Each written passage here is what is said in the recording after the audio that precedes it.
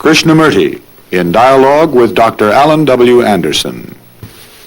Mr. Krishnamurti, if I recall correctly, I think we had begun to talk together before, last time, just at the point where the question of fear arose. And I think we both perhaps could explore that together a little. Yes, Would I you think be good so enough? Too.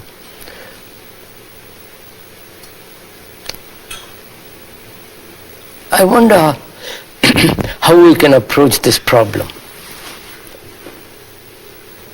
Because this is a common problem in the world. Everyone, or can say almost everyone, is frightened of something. Oh, it may be the fear of death, fear of loneliness, fear of not being loved, fear of not becoming famous, successful, or also fear of not having physical security, and the fear of not having psychological security. There are so many multiple forms of fears. Now, to go into this problem really very deeply, can the mind,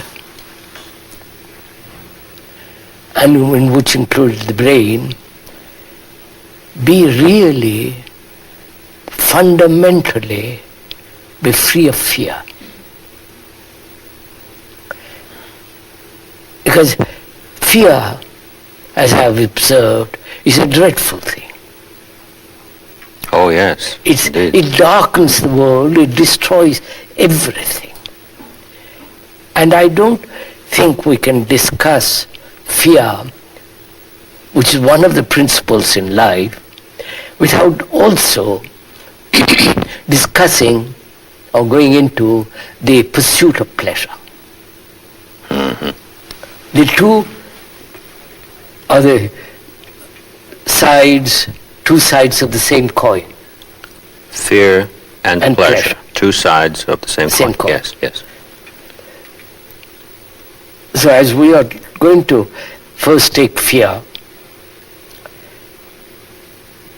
there is conscious as well as unconscious fears. Mm-hmm. Fears that are observable, that can be remedied, and fears that are deep-rooted, deep in the recesses of one's mind. At the unconscious level. At the deeper levels. Yes. Now, we must be concerned with both. Not only the obvious external fears, but also the deep-seated, undiscovered fears. Mm-hmm. The fears that have been handed down, traditional fears, being told what to fear. Mm-hmm. And also fears that the mind itself has produced, has cultivated. In one's personal history. Personal, and also in relation to others. Yes. Fears of physical insecurity. Mm-hmm. Losing a job, losing a position, losing something.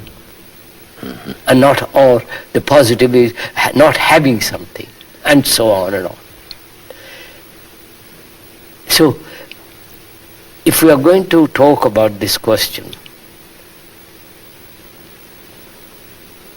how shall we, you and I, approach this?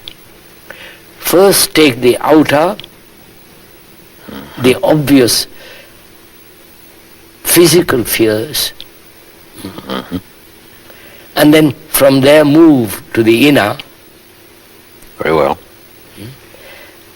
And so cover the whole field, not just one little fear of an old lady or an old man or a young man. You take the whole problem of fear. Good. Not just take one leaf of fear or one branch of it, but the the whole movement of fear. Yes. We're back to that word movement again. Movement good, of fear. Good. The whole movement of fear. Mm-hmm.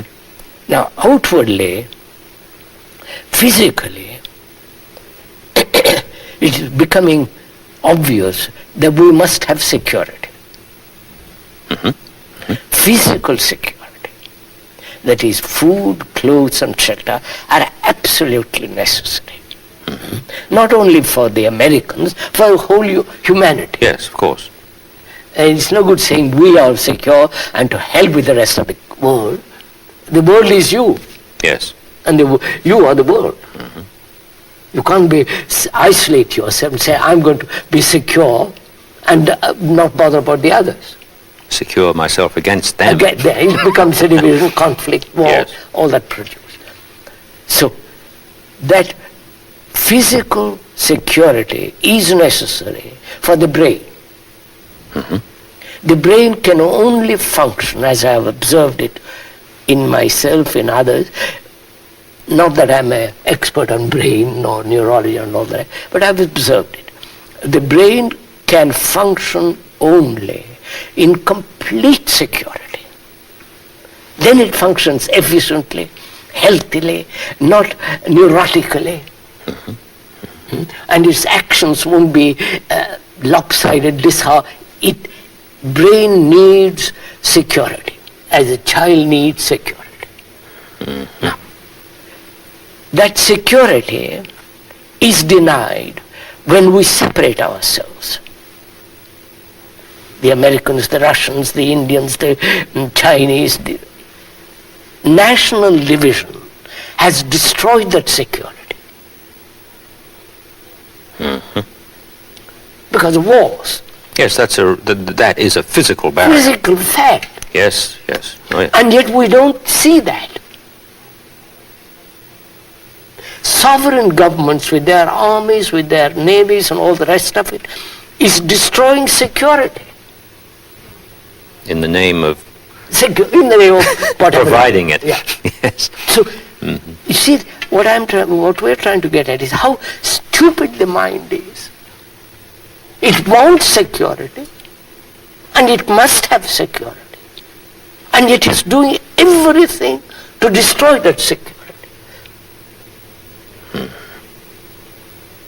Oh, yes. Yes, yes, I see that. So that's one factor. And the factor of security is in jobs. Either in a factory, in a business, or as a priest in his job. Mm-hmm. So occupation becomes very important. Indeed it does. Yes. So, see what is involved. If I lose my job, I'm frightened. And that job depends on the environment, on the production, business, factory, all that commercialism, consumerism, and therefore competition with other countries. France isolating itself because it wants to, which is happening. Yes. So, we need physical security, and we are doing everything to destroy it. If we all of us said, look, let's all get together, not with plans, not my plan, your plan, or the communist plan, or the Mao plan, let's, as human beings, sit together and solve this problem. They could do it. Science has the means of feeding people. But they won't, because they are conditioned to function so as to destroy security which they are seeking. So that's one of the major factors in physical security. Then there is the fear of physical pain.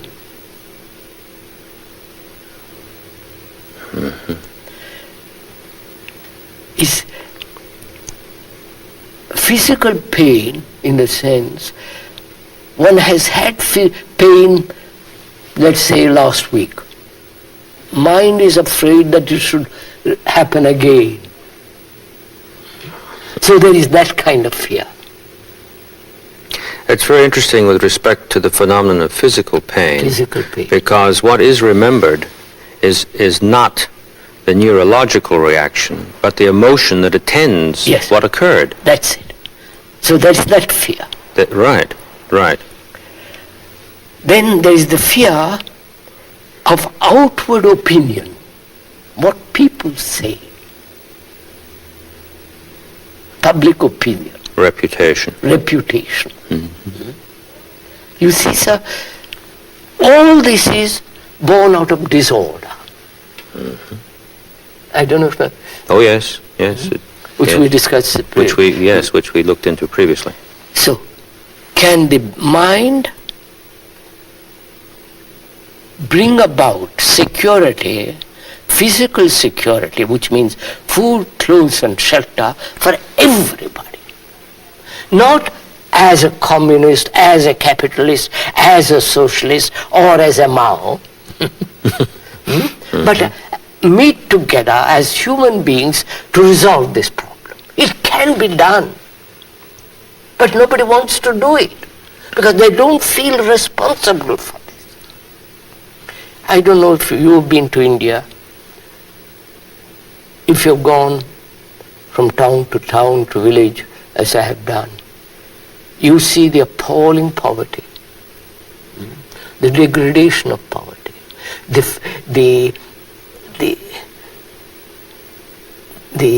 sense of hopelessness of it. Yes, I have been to India, and it was the first time in my life that I sensed poverty not simply as a privation, but it seemed to have a positive character about it. It was so stark. I know, sir. Personally, we have been through all that. Oh yes. So, physical survival is only possible when human beings get together.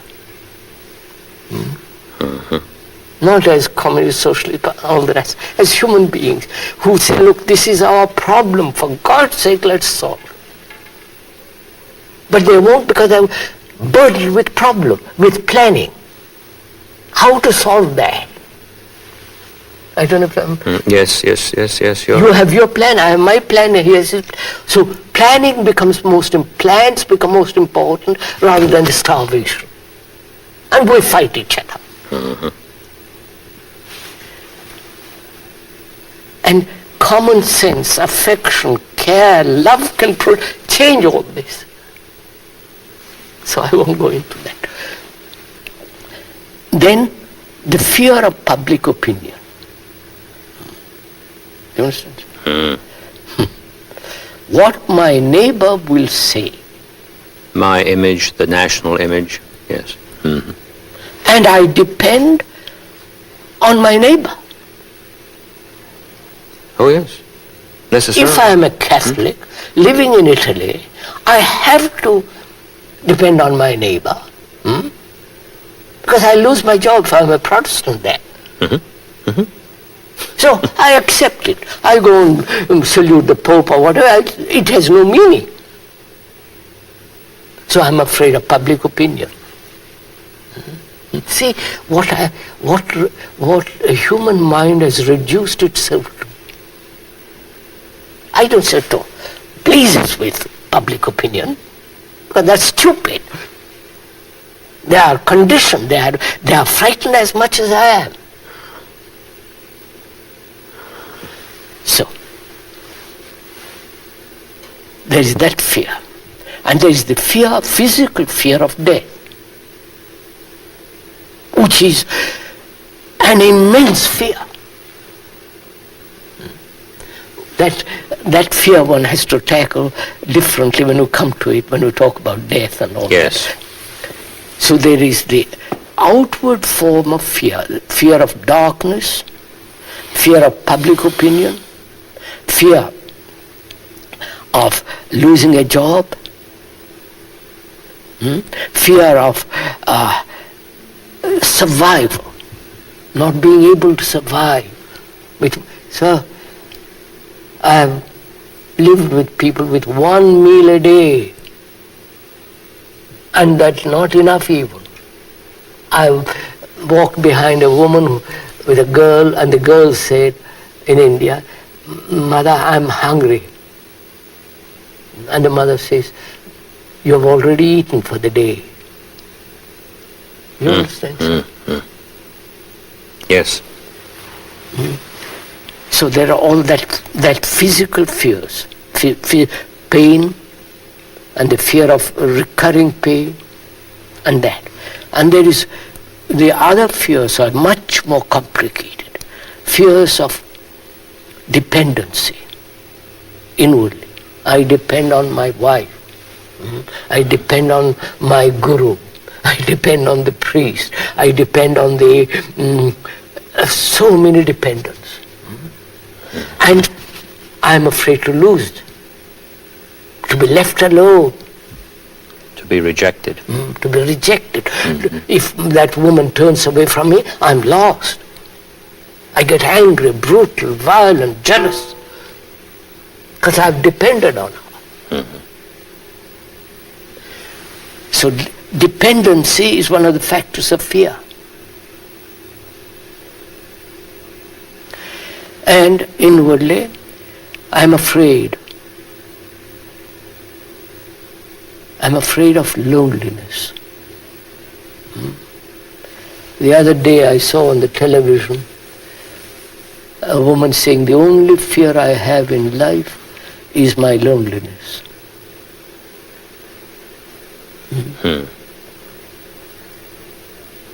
And therefore, being afraid of loneliness, I do all kinds of neurotic activities. Being lonely, I attach myself to you, or to a belief, or to a savior, to a guru, and I protect the guru, the savior, the belief, and that soon becomes neurotic. I fill up the hole with this new image. This rubbish. Yes. There is that fear. Then there is the fear of not being able to arrive, succeed in this world of disorder, and succeed in the world of spiritual, so-called spiritual world. That's what they're all doing now. Spiritual achievement. Which they call enlightenment. Expanding consciousness. Yes, I know what you mean. It's very interesting that you just got through describing fear of being left behind. Yes, sir. Now we're fearing that we'll never arrive. Yes, please go on. Same thing. Yes. Then there is the fear of not being, which translates itself in identification with. I must identify myself.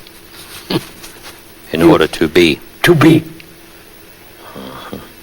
Let me identify myself with my country. And I say to myself, that's too stupid. Then I say I must identify myself with God, which I've invented. God has not made man in his image. Man has made God in his image. Yes, I follow you. So, not being, not achieving, not arriving, brings about tremendous sense of uncertainty, tremendous sense of not being able to fulfill, not being able to be with.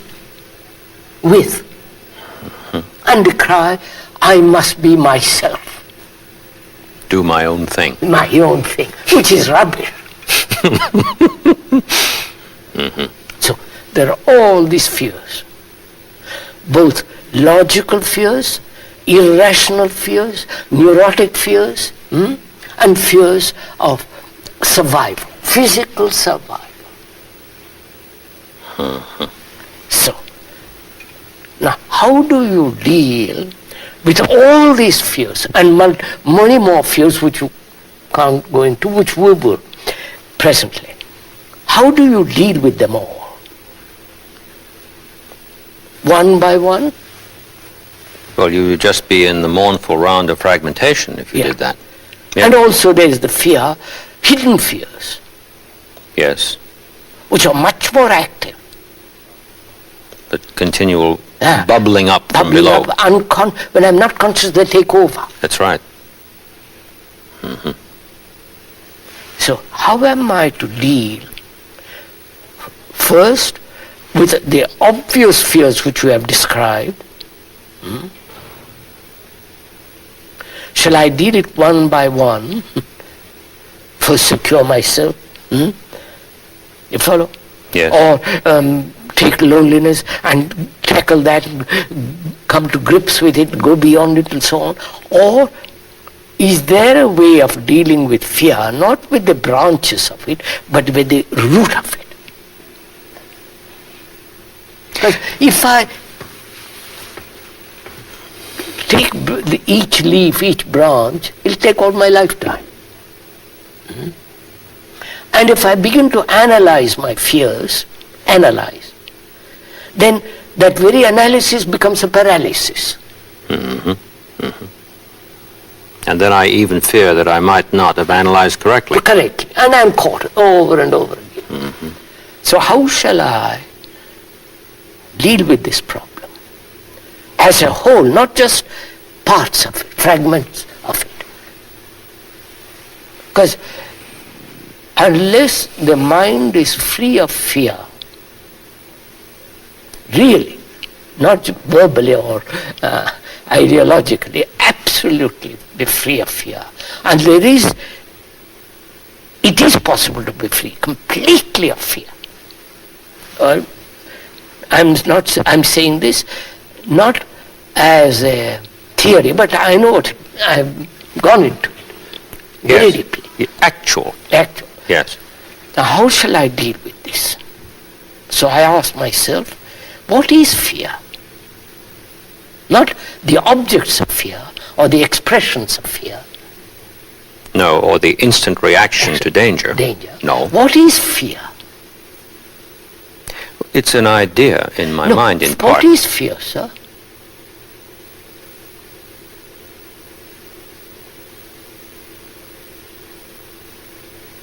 If we have said it's an abiding... No, behind the words, behind the description, the explanations, the way out and the way in and all the rest of it, what is fear?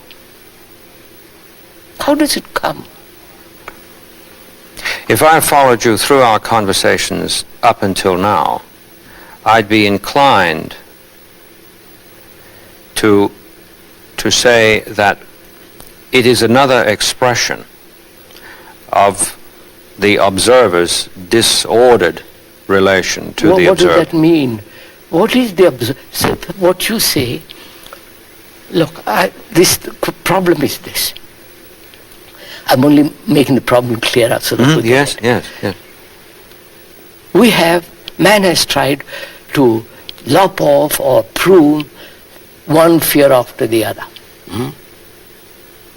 Through analysis, through escape, through identifying himself with something which is called courage, or saying, well, I don't care, I rationalize my fears and remain in a state of rationalized intellectual verbal explanation, but the thing is boiling. So what shall I do? What is fear? Unless I find this out, not because you tell me, unless I find it out for myself, as I find for myself that I am hungry, Nobody has to tell me I'm hungry. I have to find this out. Yes, now there's a difference here in terms of what you have just said. And in so saying, pointing to something. And my earlier reply, when you asked me what is fear, I did the usual academic thing. If I have followed you up until now, then it seems clear that. Whereas, let's forget about the following. Let's zero in on it right now, and then I must say, not I might say, but I must say that I can't tell anybody else what fear is with respect to what it is I am going to discover in me as such. And all my continual descriptions about it are simply a deflection from my immediate issue, which is here. Yes. Yes. So, I am not escaping. No. I am not rationalizing. I am not analyzing. Because analysis is real paralysis. Yes, indeed. When you're confronted with a problem like this, merely spinning on, analyzing, and if you are of not being able to analyze perfectly, and therefore go to a professional who needs also an analysis. So I'm caught. So I will not analyze, because I see the absurdity. You follow, sir? Yes, I do. I won't run. No backing off. Backing no off. Flight. No explanations, no rationalization, no analysis. I'm faced with this thing. And what is fear? Wait. Leave that. Yes. For them. Then there are the unconscious fears. Yes. Of which I don't know. They express themselves occasionally when I'm alert. When I see this thing coming out of me. When I'm alert. Alert. When I'm watching. Or when I'm not, when I'm looking at something, this comes up. Uninvited. Now, it is important for the mind to be completely free of fear. It's essential, as food is essential. It's essential for the mind to be free of fear. So, I see outwardly what we've discussed. Now I say, what is this? What are the hidden fears? Can I consciously invite them come to the surface? You follow? Yes, I do. Or the unconscious cannot, conscious cannot touch that. You follow me? Yes, I do. Yes. Conscious can only deal with the things it knows. But it cannot observe the thing it doesn't know. Or have access to. So, what am I to do? Dreams are merely a continuation of what I have lived during the day. They continue in a different form and so on. We won't go into that for the moment.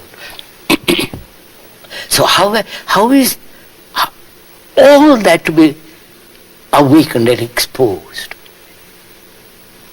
The racial fears, the fears that the society has taught me, the fears that the family has imposed, the neighbor, all those crawling, ugly, brutal things that are hidden. How shall they all come up naturally and exposed so that the mind sees them completely? You understand? Yes, I do. I was just thinking about what we're doing in relation to what you're saying, Here we are in a university situation where hardly any listening goes on at all, if any. Why?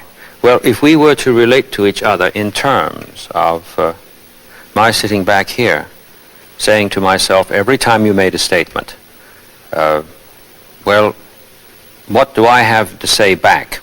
To even if my reaction were benign, and I'd say to myself as a professor, I'd say, well, now, that's a very interesting concept. Perhaps we could clear that up a little bit, you know? That nonsense. Nonsense in terms of what is immediate here. That's what I mean. I don't mean demonstrating something on the board. We should never have begun to be together. Yeah. Never have started. And yet we might have given ourselves the idea that we were trying very hard to be sincere. Yes, I understand. But fear is at the base of that too, because the professor is thinking to himself, his position, he's got his reputation at stake here. He better not keep quiet too long, because someone might get the idea that either he doesn't understand a thing that's going on, or he doesn't have anything to contribute to what's going on. All of which has nothing to do with anything. Absolutely. Yeah, right. Please go. Look at what I've found. I cannot, the conscious mind, conscious thought, cannot invite and expose the hidden fears. It cannot analyze it, because that's analysis, we said, is inaction. And there is no escape. I shan't run off to a church or Jesus or Buddha or somebody, or identify myself with some other thing. I pushed all those aside because I've understood their use. Yes. Their futility. So I'm left with this. I'm this, my baby. Yes. Right. So, what shall I do?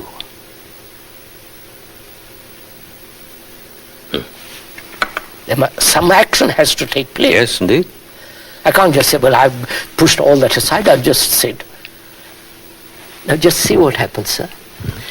Because I pushed all those aside, through observation, not through resistance, not through violence, because I've negated all those, escape, no analysis, running off to something and all the rest of that, I have energy, haven't I? Mind has energy now. Now it has, yes. Yes, it slugs up. Because I've pushed away all the things that are dissipate energy. Energy leaks. Therefore, I have now this thing. I'm confronted with that. Confronted with fear. Now what can I do? Listen to this, sir. What can I do? I can't do anything. Because it is I who have created the fear. Public opinion. Yes. Right? So I cannot do a thing about fear. Precisely. But there is the energy which has been gathered, which has come into being when all dissipation of energy has ended. There's energy. Exactly, virtue, right. Energy. Manifested, yes, energy. Exactly. Now what happens? This is not some hocus pocus. This is some kind of mystical experience. There is actual fear, and I have tremendous energy which has come because there is no dissipation of energy. So what takes place?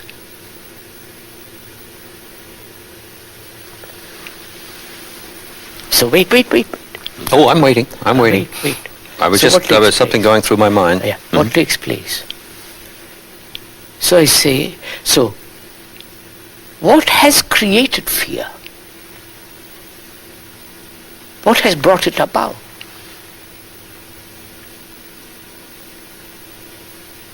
Because if I have the energy of answer to put that question and find the answer for that question. Not, I've got energy now. I don't know. Yes.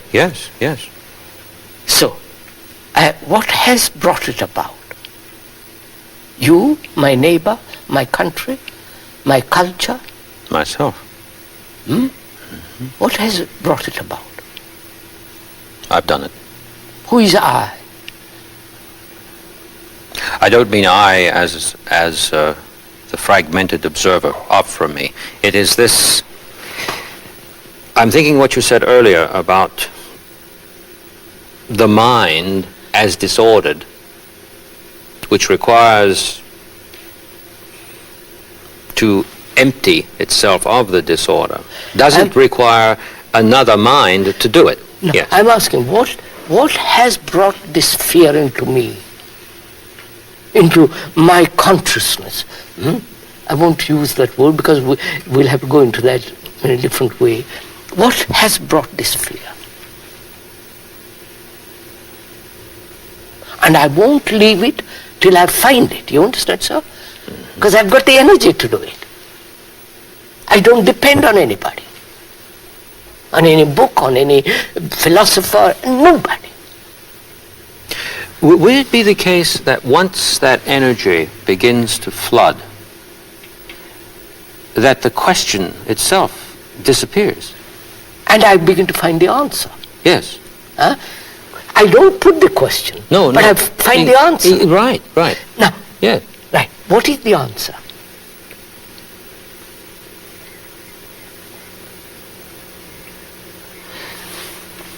The answer couldn't be Academic. a description or something.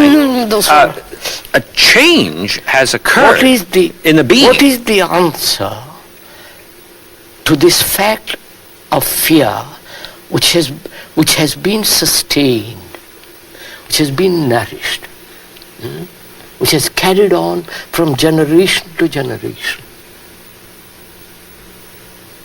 So, I must...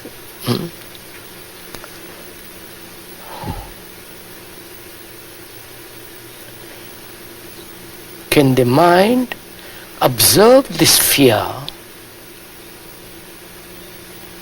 the movement of it? The movement of it. Not just a piece of fear. Or a succession of fears. Yeah, but the movement of this the movement whole of fear itself. Fear. Observe it without the thought that has created the observer. I don't. Oh yes, yes.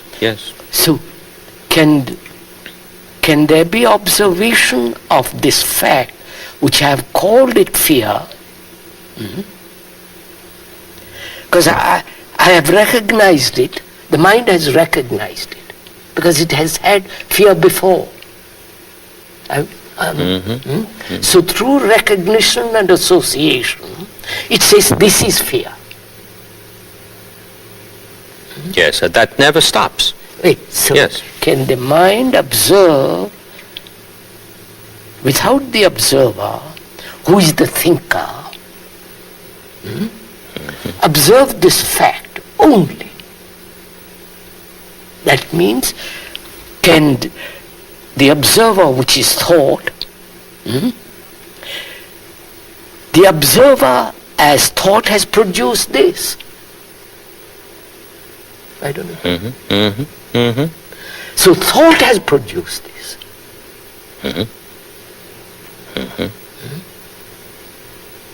Right? I'm afraid of my neighbor, what he says, because I want to be respectable. That is the product of thought. I've divided, thought has divided the world into America, Russia, India, and China, and all the rest of it. And that destroys security. That's the result of thought. I am lonely, and therefore I act neurotically, which is also the fact of thought. So I see very clearly that thought is responsible for that. Right? Right, sir? Mm-hmm. So what will happen with thought then? Thought is responsible for this. It has nourished it, it has sustained it, it has encouraged it, it has done everything to sustain it. I'm afraid of the pain that I had yesterday happening again tomorrow, which is the movement of thought. So, can thought, which can only function within the field of knowledge, that's its ground. Yes. And fear is something new each time. Fear isn't old. No. It is made old Yes. when I recognize it. Mm-hmm. Yep. Yes. But when the process of recognition, which is the association of words and so on, can the mind observe that without the interference of thought? If it does, fear is not. Right. The thing that was hitting me while I was sitting here intently, the thing that was hitting me was that the moment that occurs, the thought and the fear immediately disappear. So, fear then can be put away completely.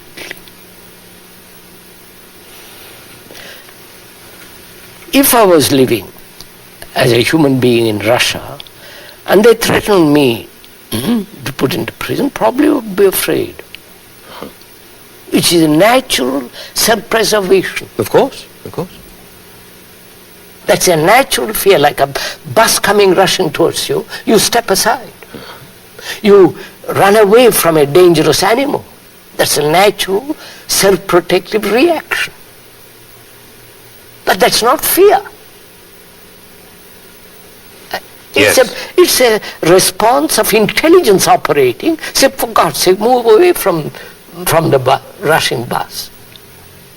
But the other factors are factors of thought. Exactly. Mm-hmm. So, can thought understand itself and know its place and not project itself?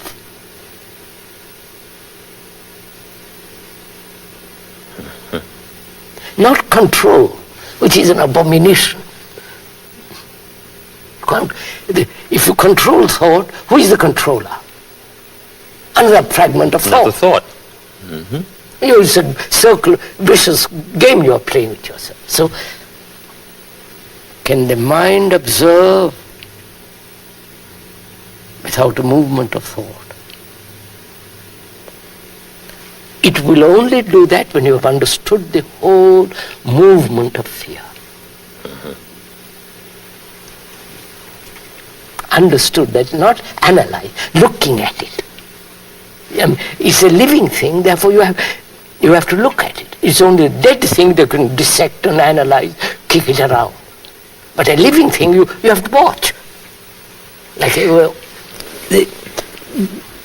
This is very shocking, because in our last conversation, just towards the end, we came to the place where we raised the question of someone saying to himself, I think I understand what I've heard. Now I'm going to try that.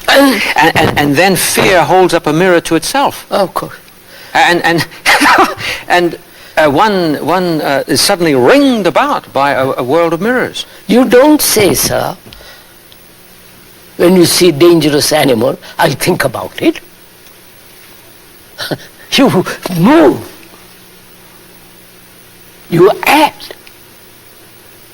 Because that's tremendous destruction waiting there. There's a self-protective reaction which is intelligent. Say, get out. Here we are not using intelligence. And intelligence operates when we have looked at all these fears, the movements of it, the inwardness of it, the subtlety of it, the ugly, the whole movement. Then out of that comes intelligence and says, I've understood it. It's marvelous. Yes, it's very beautiful. Very beautiful. We were going to say something about pleasure. That must be dealt. And we'll, right, exactly. So, sir, look, we said there's the physical fears and psychological fears. Yes. Both are interrelated. You can't say, well, that's one, this is the other. They're all interrelated. And the interrelationship and the understanding of that relationship brings this intelligence which will operate physically. Saying, like, let us then work together, cooperate together to feed man. You follow, sir? Let's not be national, religious, sectarian. What is important to feed man, to clothe him, to make him live happily. But you see, unfortunately, we are so disorderly in our ways of life that we have no time for anything else. Our disorder is consuming us.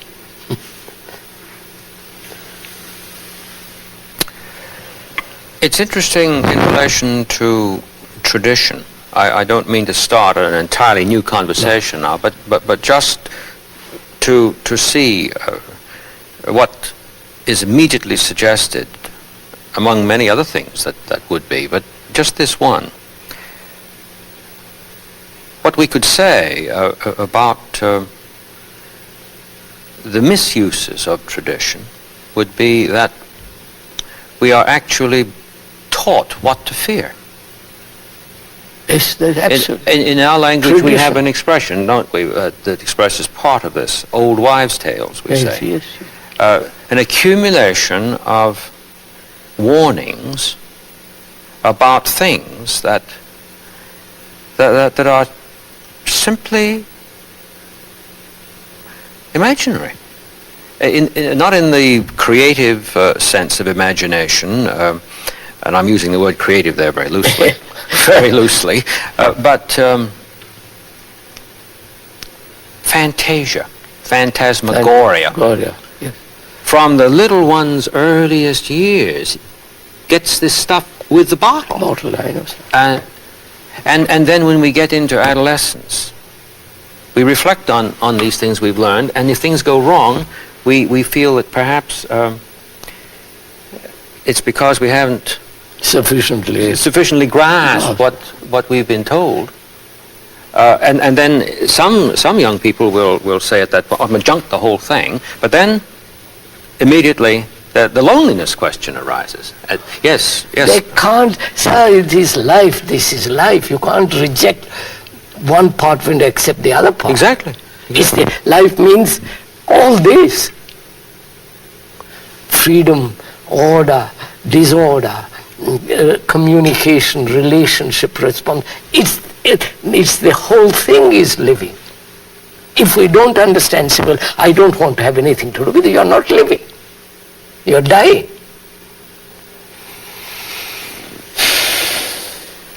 Yes, of course.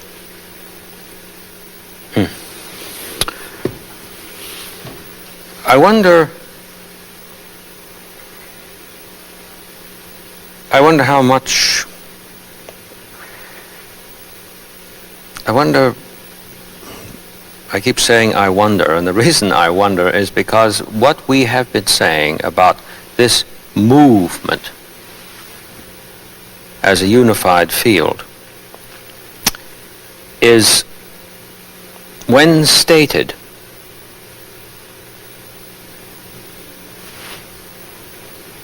taken by thought, and you might say, put in the refrigerator, and that's the reality to the person. Quite so. And when we want to look at it, well, it's one of the ice cubes. We break out and have a look. Don't we? Sir. What place has knowledge in the regeneration of man? Yes. Now look, our knowledge is you must be separate. You are an American, I'm a Hindu. That's our knowledge. Our knowledge is you must rely on your neighbor because he knows he's respectable. Society is respectability.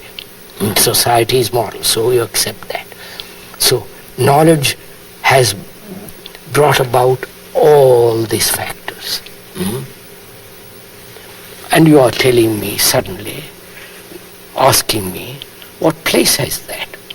What place has tradition? What place has the accumulated knowledge of millennia? The accumulated knowledge of science, mathematics, and that is essential. But what place has knowledge which I have gathered through experience, through generations after generation of human endeavor, what place has it in the transformation of fear? None whatsoever. No, You see? clear. Because of what we reached before, that upon the instant that this is grasped, the thought that was operating as a fragment and the fear vanish. And it isn't that something takes its place in succession. No, nothing takes its place. No, nothing takes its place.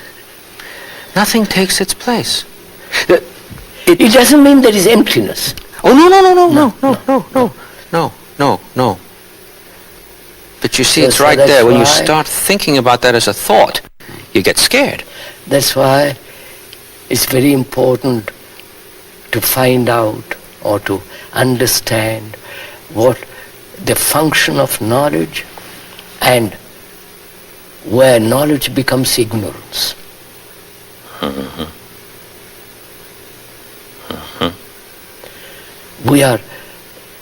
We mix the two together. Knowledge is essential. To English, speaking English, driving and doesn't, knowledge is essential. But when that knowledge becomes ignorance, when we are trying to understand actually what is. The what is this fear, this disorder, this irresponsibility. To understand it, you don't have to have knowledge. All that you have to do is to look. Look outside you, look inside you, and then you see clearly that knowledge is absolutely unnecessary. It has no value in the transformation or the regeneration of man. Because freedom is not born out of knowledge.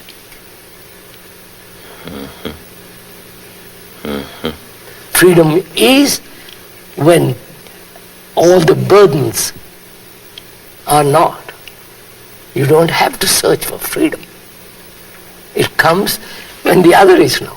It isn't something in place of the horror that was there before. Yes. I think that's enough. Yes, I quite follow you. Maybe next time we could... Tomorrow we can carry on. We could carry on into this pleasure. with pleasure as such, the opposite side of that coin.